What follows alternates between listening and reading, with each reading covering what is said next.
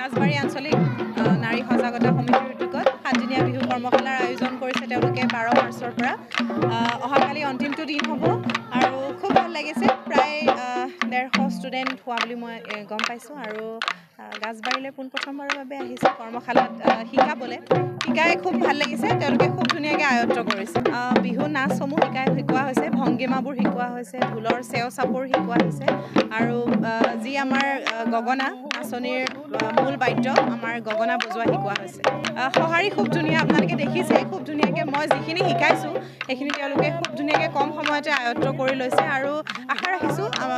তেওঁলোকে অনাগত দিনত খুব ভালকৈ আগবাঢ়ি যাব আমি যোৱা 12 মাৰ্চৰ পৰা আৰম্ভ হৈছে গাজবাৰী আঞ্চলিক নাৰী সজাগতা সমিতিৰ উদ্যোগত দ্বিতীয় বাৰ্ষিক এয়া কৰ্মশালা আৰু তাৰ কাৰণে আমি প্ৰশিক্ষক হিচাপে আমন্ত্ৰণ জনাইছোঁ 2014 চনৰ লতাশিল বিহুৰাণী হিৰণময়ী কলিতা আৰু ৰং বসন্ত বিহুৱা ৰাজু বৰুৱা তেওঁ যোৱাবাৰো আছিলে আমাৰ মাজত আৰু আমাৰ এই অনুষ্ঠানটোৰ